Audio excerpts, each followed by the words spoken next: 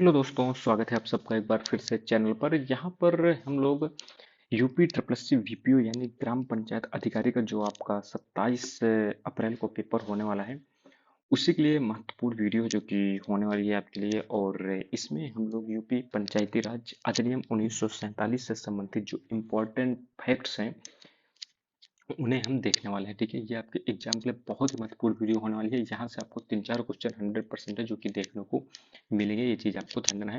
बाकी इसी चैनल पर आपको पंचायती राज का पूरा थ्योरी पोर्शन है जो कि दिया गया है, और साथ ही आपको यहाँ पर मॉक टेस्ट है जो कि कराए जा रहे हैं प्रैक्टिस सेट ग्राम पंचायत अधिकारी के लिए। आप उसे भी फॉलो कर सकते हैं। ठीक है, यहाँ पर देखिए बात करते हैं, हम अभी स्टार्ट करते हैं वीडियो को। वीडियो अच्छे लगे तो चैनल को जरूर सब्सक्राइब कर लीजिएगा, क्योंकि आपके लिए इस चैनल में बहुत ही अच्छी अच्छी चीजें हैं जो कि आने वाली हैं, जो कि एग्जाम के लिए महत्वपूर्ण हो सकती हैं। अब देखिए यूपी पंचायती राज अधिनियम की बात करूं, देखिए धारा 2 का भा आपको ध्यान देना बहुत ही महत्वपूर्ण है। अब देखिए 2 का भा है तो आप इसी से याद रख सकते हैं, भा से भा यानी भूमि प्रबंधक समिति की है जो परिभाषा आपकी धारा 2 के भा में दी हुई है। अब ध्यान दीजिएगा, इससे बहुत ही अच्छे क्वेश्चन बनते हैं। भूमि प्रबंधक समिति की परिभाषा है जो कि इसमें दी है धारा 2 के भा में। इसका जो अध्यक्ष होता है भूमि प्रबंधक समिति का, ये प्रधान होता है, ये चीज ध्यान दीजिएगा। और उप सभापति की बात करें तो उप प्रधान होता है, लेकिन ध्यान दीजिएगा उप प्रधान जो होता है 2005 के बाद से यूपी में चुनाव नहीं होते हैं। सचिव की बात करें तो मोस्ट इंपॉर्टेंट है, भूमि प्रबंधक समिति की जो सचिव होता है वो लेखपाल होता है, ध्यान दीजिएगा, ना कि सचिव आपका ग्राम पंचायत अधिकारी होता है। ये चीज आपको ध्यान देना है। धारा 15 की बात कर लेते हैं, तो धारा 15 में देखिए ग्राम पंचायत के कार्यों का उल्लेख है जो कि मिलता है, और कितने कार्य हैं तो ध्यान दीजिएगा कुल 30 कार्यों के बारे में है जो कि जानकारी मिलती है जो कृत योग्य होते हैं ये ग्राम पंचायत के। ठीक है, अब देखिए धारा 12 के बी का बी, ये आपको देखिए एक्ट जो है 1947 को, उसी के अंदर की धारा है, ये चीज आपको ध्यान देना है। धारा 12 के बी में क्या है, तो देखिए गांव प्रधान तथा सदस्यों का चुनाव जिला मजिस्ट्रेट की निगरानी में जो कि कराता है, कौन कराता है, राज्य चुनाव आयोग है जो कि कराता है। राज्य चुनाव आयोग का उल्लेख किसमें मिलता है, 243 के में है जो कि मिलता है, ये चीज भी है जो कि आपको ध्यान देना है। अब देखिए थोड़ा सा यहाँ पर ये ध्यान दीजिएगा, यूपी पंचायती राज अधिनियम 1961 का है। ये देखिए कई इसमें जो है, देखिए जो 1947 है ग्राम पंचायत से संबंधित है पूरी पूरी तरह से। और यूपी पंचायती राज एक्ट जो 1961 है, यह क्षेत्र पंचायत और जिला पंचायत से संबंधित है, इनके गठन की बातें करता है। विधानसभा में देखिए सितंबर 1960 में है जो कि पेश होता है। विधान परिषद से ये 1 मई 1961 को है जो कि संशोधन करने के बाद पास होता है, और ये पुनः विधानसभा में स्वीकार किया जाता है 19 मई 1961 को। ये चीज आपको ध्यान देना है। अब देखिए जो यूपी पंचायती राज अधिनियम 1947 है, यह विधानसभा से पास कब होता है, 5 जून 1947। इसकी डेट्स भी आपके लिए महत्वपूर्ण है, डायरेक्ट पूछ सकता है। विधान परिषद से कब पास होता है, तो 16 सितंबर 1947 को, जून में विधानसभा से और सितंबर में विधान परिषद से। और गवर्नर जनरल, क्योंकि 1947 में भारत में गवर्नर जनरल की पोस्ट है जो कि होती थी, ये देखिए 7 दिसंबर 1947 को है गवर्नर जनरल इसमें साइन कर देते हैं, जिससे एक्ट बन जाता है। और गजट में कब प्रकाशित होता है ये भी ध्यान दीजिएगा, 27 दिसंबर 1947। ये चीज आपको ध्यान देना है। अब देखिए इस 1947 के एक्ट में कुल धाराएं कितनी, 119 मोस्ट इंपॉर्टेंट है, और अध्याय कितने हैं तो 9 है, ये चीज भी आपको ध्यान देना है। अब देखिए अध्याय और विषय देख लेते हैं, तो इनके बारे में भी ध्यान दीजिएगा, जितने अध्याय हैं इनके बारे में आपको जानकारी होनी चाहिए। मैं आपको जिनमें टिक कर दूं उनके बारे में जरूर ध्यान दीजिएगा। जैसे अध्याय 1 में क्या है, परिभाषाएं और संक्षिप्त शीर्षक है, ध्यान दीजिएगा। 2 में देखिए अध्याय 2 में ग्राम सभा की स्थापना और संगठन के बारे में जानकारी देता है, ये चीज भी आपको ध्यान देना है। ये अध्याय 3 भी ध्यान दीजिएगा, क्योंकि ग्राम सभा की बैठकें और कृत्य के बारे में जानकारी देता है। धारा 3 का काम महत्वपूर्ण है, ग्राम पंचायत के बारे में जानकारी देता है। इसके बाद देखिए यहाँ पर ये अध्याय 6 इंपॉर्टेंट न्याय पंचायत। इसके बाद देखिए नियम उपनियम और निरसन, ये अध्याय 9 है, ये चीज आपको ध्यान देना है। एक्ट से देखिए इंपॉर्टेंट एक्ट भी है जो कि हम देख लेते हैं, मिलान करने को आपको डायरेक्ट क्वेश्चन आ सकता है। यूपी नगर पालिका एक्ट 1959 में आता है।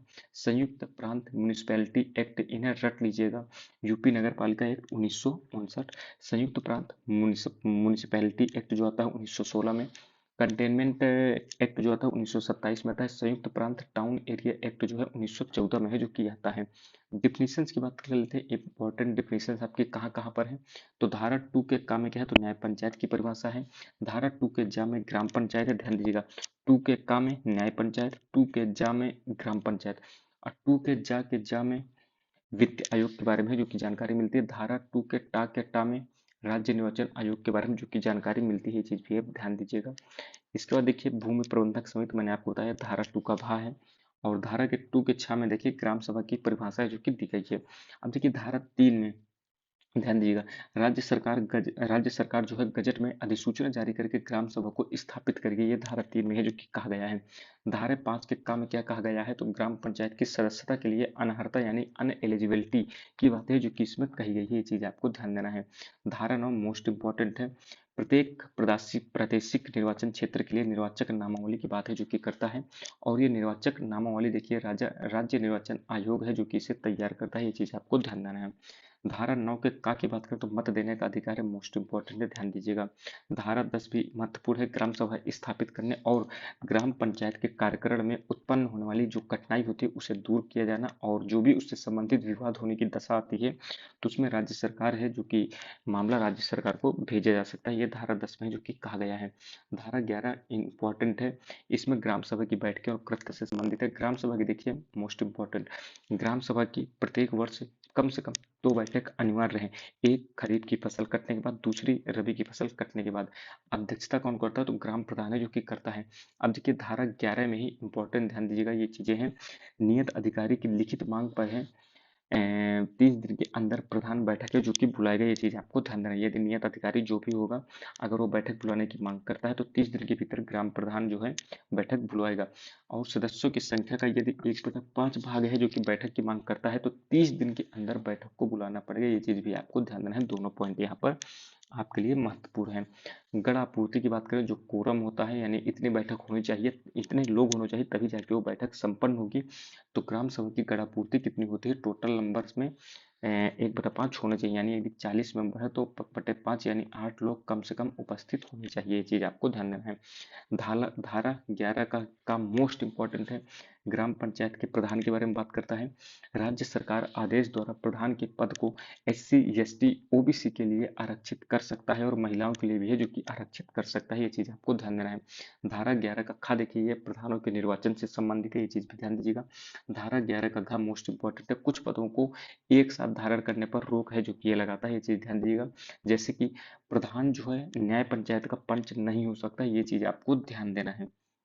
यानी कोई ग्राम प्रधान है वो ही न्याय नहीं कर सकता, न्याय पंचायत अलग से जो पंच होता है वो न्याय पंचायत का अलग होगा। एक से अधिक प्रादेशिक निर्वाचन क्षेत्रों में ग्राम पंचायत का सदस्य है जो कि नहीं हो सकता, ये चीज ध्यान दीजिएगा। एक से अधिक ग्राम पंचायत या न्याय पंचायतों में कोई पद धारण नहीं कर सकता, ये चीज भी है जो कि आपको ध्यान देना है। इसके बाद देखिए और क्या महत्वपूर्ण, तो मोस्ट इंपॉर्टेंट धारा 12 है, इसमें ग्राम पंचायत की स्थापना की बात की गई है। देखिए जनसंख्या के आधार पर निर्वाचित सदस्यों, मिनिमम आपके निर्वाचित सदस्य 7 होने चाहिए और मैक्सिमम आपके 15। यहाँ पर देखिए 0 से 500 के मध्य में यदि आपकी जनसंख्या तो 7 निर्वाचित सदस्य होने चाहिए। यदि 501 से 1000 के मध्य में है तो 9 निर्वाचित सदस्य होने चाहिए। 1000 से 2000 के मध्य है तो 11 सदस्य होने चाहिए। 2001 से 3000 के मध्य में जनसंख्या है तो 13 सदस्य होने चाहिए। 3001 से अधिक लोग हैं तो यहाँ पर 15 सदस्य हैं जो कि होने चाहिए, ये चीज आपको ध्यान देना है। धारा 12 के काम में क्या कहा गया है, तो निर्वाचन की रीत को गुप्त मत पत्र के द्वारा है जो कि होना चाहिए, ये चीज आपको ध्यान देना है। इसके बाद धारा 12 का खा मोस्ट इंपॉर्टेंट है, इसमें ग्राम पंचायत की बैठक का उल्लेख है। प्रत्येक मास में, ये देखिए वो ग्राम सभा थी जहां पर एक साल में 2 बैठक मिनिमम होना इंपॉर्टेंट है। ये देखिए ग्राम पंचायत है, यहाँ पर प्रत्येक मास में कम से कम एक बैठक अनिवार्य है। और दूसरी चीज, 2 बैठकों में अधिकतम अंतर कितना हो सकता है, तो 2 महीने का अंतर है जो कि हो सकता है, 2 महीने से कम ही अंतर होना चाहिए, यानी 60 दिन से अधिक का अंतर नहीं होना चाहिए। ग्राम पंचायत के गठन के 30 दिन के अंदर पहली बैठक हो जानी चाहिए, ये चीज भी है जो कि आपको ध्यान देना है, ये चीज ध्यान दीजिएगा। धारा 12 खा की बात करें तो ग्राम पंचायत के निर्वाचन का अधीक्षक कौन होता है, तो ये आपका राज्य निर्वाचन आयोग है जो कि होता है। प्रधान या सदस्य निर्वाचन के संचालन का पर्यवेक्षण कौन करता है, तो जिला मजिस्ट्रेट है जो कि करता है, जिसे हम डीएम भी है जो कि कहते हैं। अब इसके बाद देखिए धारा 14 में क्या कहा गया है, तो इसमें देखिए कुछ धाराएं ऐसी हैं जिन्हें आपको रटना नहीं, लेकिन उनके अंदर जो कॉन्सेप्ट हैं, जो थ्योरी पोर्शन है वो आपको याद होना चाहिए, क्योंकि ये आपसे कथन के रूप में सही या गलत पूछ लिया जा सकता है, ये चीज़ आपको ध्यान देना है।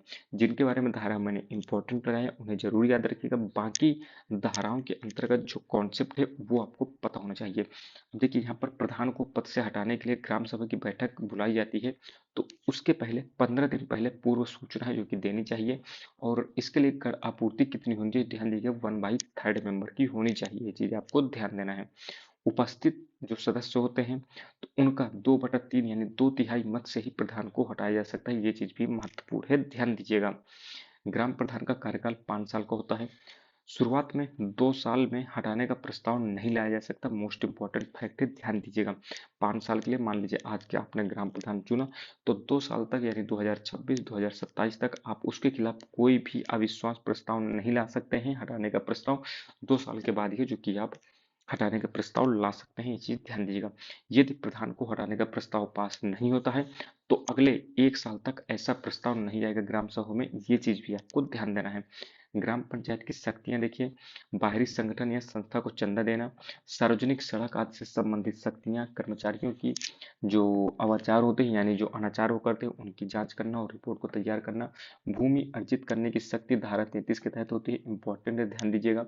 उधार लेने की शक्ति भी है, उधार किससे ले सकते हैं, तो वहाँ पर कोई भी यदि कंपनी वगैरह आती है या तो वहाँ पर राज्य सरकार से, केंद्र सरकार से भी उधार ले सकते हैं, ठीक है, या अन्य जो संस्थाएं उधार देती हैं उनसे भी आप ले सकते हैं। कर या शुल्क या फीस लगाने की शक्ति भी है धारा 37 के तहत, ये ध्यान दीजिएगा। ग्राम पंचायत देखिए किससे किससे उधार ले सकती है, राज्य सरकार से, वित्त निगम से ले सकती है, जो बैंक होती है अनुसूचित बैंक या सहकारी बैंक या पंचायत से ले सकती है, ठीक है। और ये सब चीजें देखिए कब ले सकते हैं, नियत अधिकारी की पहले से अनुमति ले लें, उसी के बाद आप जो है उधार ले सकते हैं, ये चीज भी है जो कि आपको ध्यान देना है। अब देखिए भूमि प्रबंधक समिति के बारे में देख लेते हैं, बहुत ही महत्वपूर्ण है। 1972 में यूपी ग्राम स्वायत्त शासन विधि संशोधन अधिनियम है जो कि आता है, तो इसके पहले देखिए क्या क्या चीजें चल रही थी, बाद में क्या ये एक्ट आने के बाद क्या बदलाव होता है। देखिए इस समिति के सदस्यों को चुनाव तत्कालीन ग्राम पंचायत के सदस्यों में ही जो कि कर लिया जाता था, यानी भूमि प्रबंधक समिति का जो है इसमें जो सदस्यों का चुनाव होता है वो जो ग्राम पंचायत होती थी उसी से कर लिया जाता था, लेकिन जब ये 1972 में एक्ट आ जाता है तो इसके तहत चुनाव बंद कर दिए जाते हैं और ग्राम पंचायत ही भूमि प्रबंधक समिति का है जो कि कार्य करती है, ध्यान दीजिएगा, ठीक है। अब देखिए ग्राम पंचायत और भूमि प्रबंधक समिति में ध्यान दीजिएगा, अध्यक्ष प्रधान होता है, भूमि प्रबंधक समिति में भी अध्यक्ष प्रधान होता है, लेकिन ग्राम पंचायत का सचिव वीपीओ होता है, विलेज पंचायत अफसर, लेकिन भूमि प्रबंधक समिति का जो सचिव होता है वो लेखपाल होता है, ये चीज ध्यान दीजिएगा। भूमि प्रबंधक समिति के कार्य और कर्तव्य की बात करते हैं, धारा 28 के ख में ये उल्लेखित है चीजें। तो देखिए कार्य की बात करें तो भूमि प्रबंध का निपटारा करना, ठीक है, या तो भूमि भूमि का प्रबंधन करना, ग्राम पंचायत की ओर से किसी पर मुकदमा यदि चल रहा है या अन्य द्वारा यदि मुकदमा लगाया गया है तो ग्राम पंचायत की पैरवी करना इसका काम होता है, किसका, भूमि प्रबंधक समिति का। कृषि विकास और उन्नति कार्य करना, सहकारी खेती का विकास करना, पशुपालन या मत्स्य पालन या कुक्कुट पालन का प्रोत्साहन देना। पावर शक्तियों की बात करो, देखिए इनके पास बेदखल करने की शक्ति होती है, भूमि आवंटन का अधिकार होता है, भूमि कब्जा का अधिकार होता है, संपत्ति की क्षति गबन अतिक्रमण होने पर कार्यवाही करने का अधिकार है जो कि होता है, मालगुजारी वसूलने का भी है जो कि इनके पास अधिकार होता है। पैनल वकील की बात करें तो पैनल वकील देखिए जो न्यायालय के सम्मुख ग्राम पंचायत की ओर से वकालत करता है तो ये पैनल वकील होते हैं, ठीक है। ये चीज आपको ध्यान देना है, ये जो होते हैं ये न्यायालय के सम्मुख ग्राम पंचायत की ओर से है जो कि वकालत करते हैं, ये चीज आपको ध्यान देना है। भूमि प्रबंधक समिति को विधि संबंधी राय भी कौन देता है, तो पैनल वकील है जो कि देता है। पैनल वकील की नियुक्ति कौन करता है, तो तहसील में कलेक्टर द्वारा और हाई कोर्ट में राज्य सरकार द्वारा है जो कि इसका जो है नियुक्ति करता है। फीस भत्ते की बात करें तो एकीकृत ग्राम फंड से जो कि दिया जाता है, मोस्ट इंपोर्टेंट ध्यान दीजिएगा। अब देखिए न्याय पंचायत की बात कर ले तो अध्याय 6 में इसका उल्लेख है 1947 के एक्ट में। परिभाषा धारा 2 के काम में दी गई है। धारा 42 में देखिए न्याय पंचायत की स्थापना की बात कही गई है। धारा 43 में ये 1947 एक्ट की बात हो रही है। पंचों की नियुक्ति और कार्यकाल की बात की गई है। धारा 44 में सरपंच या सहायक सरपंच के निर्वाचन की बात की गई है। अब देखिए पंच सरपंच या सहायक सरपंच जो होता है इंपॉर्टेंट है, ये अपना त्यागपत्र किसे देते हैं, तो विहित प्राधिकारी को है जो कि देते हैं, ये चीज आपको ध्यान देना है। न्याय पंचायत के समक्ष कोई मुकदमा या जांच निस्तारण के लिए आता है तो इसमें देखिए सरपंच जो होता है 5 पंचों की बेंच निर्मित करते हैं, और जब विवाद होने पर अंतिम निपटारा कौन करता है, तो ये विहित प्राधिकारी है जो कि करते हैं। न्याय पंचायत की देखिए यदि अवमानना करते हैं तो आपको 10 रुपए का अर्थदंड है जो कि लगाया जाता है, ये चीज आपको ध्यान देना है। अब देखिए ग्राम फंड इंपॉर्टेंट है, ये धारा 32 में इसका उल्लेख है।